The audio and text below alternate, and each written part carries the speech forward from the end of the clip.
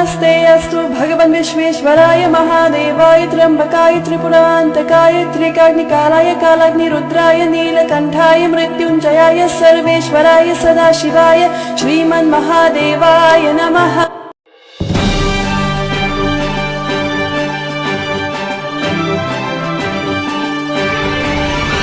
शिव यानी महाकाल, भोलेनाथ, शंभु, नीलकंठ और न जाने ऐसे कितने नामों से पुकारे जाने वाले शिव की महिमा के बहुत से किस्से धार्मिक किताबों में मिलते हैं। शिव आदि हैं और अंत भी, अर्थात शिव सृष्टि के कण कण में विद्यमान है। शिव महिमा से कोई व्यक्ति अछूता नहीं है और इसी चमत्कार को चित्रित करने के लिए यह कहानी लिखी गई है जो आपको धार्मिक ज्ञान के सागर में स्नान करने को विवश कर देगी।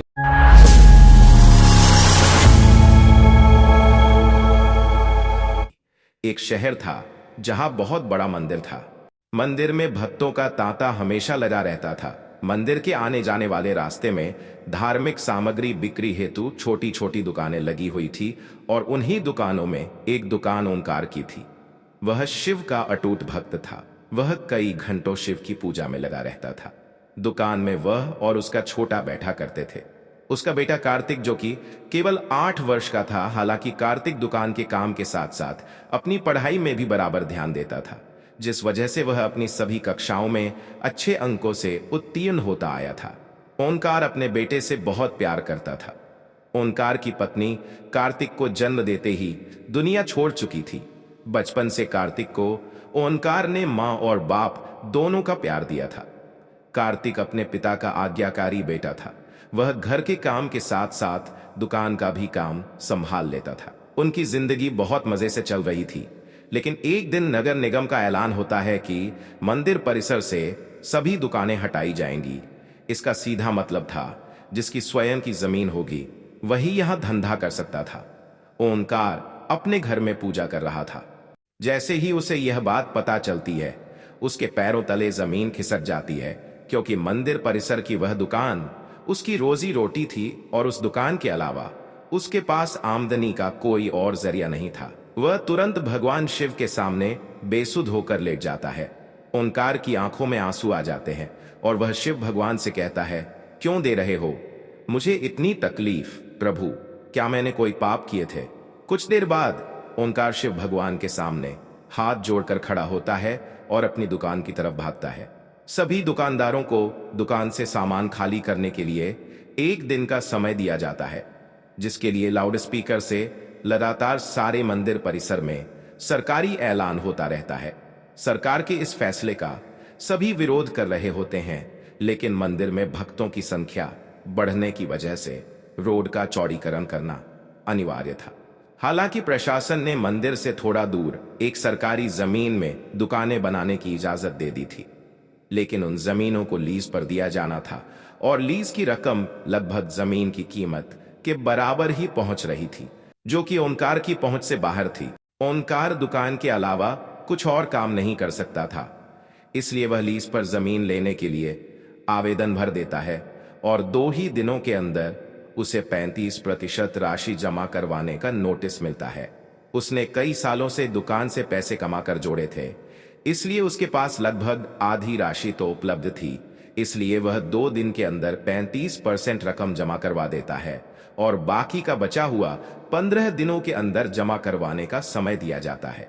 ओंकार अपने बेटे से कहता है कि बेटा, हमें ये जमीन कुछ भी करके लेना होगा।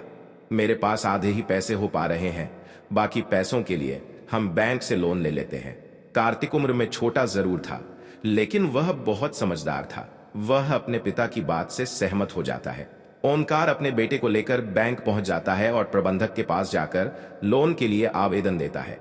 बैंक प्रबंधक उससे कहते हैं कि हम आपको बैंक लोन तभी दे सकते हैं जब कोई ऐसा व्यक्ति आपकी गारंटी दें जिसका खाता हमारे बैंक में हो। ओंकार इस बैंक से संबंधित किसी व्यक्ति को नहीं जानता था। वह यहां पहली बार आया था। ओंकार हताश हो जाता है और वह बैंक के बाहर सर में हाथ रखकर बैठ जाता है। तभी उसके पास एक व्यक्ति तिलक लगाए पहुंचता है। वह कार्तिक को एक चॉकलेट देता है और ओंकार से पूछता है, क्या बात है, आप परेशान लग रहे हैं? ओंकार अपनी समस्या उसके सामने रख देता है। तभी वह व्यक्ति कहता है, बस इतनी सी बात है, चलिए मैं आपकी गारंटी देता हूं, मेरा भी खाता इसी बैंक में है। ये बात सुनते ही ओंकार के चेहरे में चमक आ जाती है। वह जल्दी से अपने कागज लेकर बैंक के अंदर दोबारा चल देता है। ओंकार अंदर पहुंचकर बैंक प्रबंधक के सामने गारंटी के तौर पर इसी व्यक्ति को प्रस्तुत कर देता है और सारी प्रक्रिया होते ही ओंकार को बैंक से लोन मिल जाता है। लोन मिलते ही वह भोले बाबा को प्रणाम करता है और जमीन का पंजीकरण करवाने के लिए राशि नगर निगम में जमा कराने पहुंच जाता है। राशि जमा होते ही ओंकार को जमीन दे दी जाती है। 2 दिनों के अंदर ओंकार लकड़ी की दुकान बनवा लेता है। ओंकार दुकान के अंदर सबसे पहले शिव की मूर्ति स्थापित करता है और इसके बाद अपने धंधे की शुरुआत कर देता है। उसे लोन चुकाने का टेंशन खाए जा रहा था। ओंकार की दुकान सबसे आखिरी में थी, इसलिए उसकी दुकान में कम ग्राहक पहुंचा करते थे। वह इतना भी पैसा नहीं कमा पा रहा था कि उसके प्रतिदिन के खर्चे पूरे हो सकें। ओंकार परेशान रहने लगा। एक दिन उसकी दुकान में वही व्यक्ति फिर से आते हैं जिन्होंने बैंक में उसे लोन की गारंटी दी थी। उन्हें देखते ही ओंकार अपनी दुकान में बैठने को कहता है और जल्दी से उनके लिए चाय नाश्ते का इंतजाम करता है। और जैसे ही वह व्यक्ति ओंकार से उसकी दुकान के हाल चाल पूछते हैं तो वह अपना दुखड़ा रोने लगता है।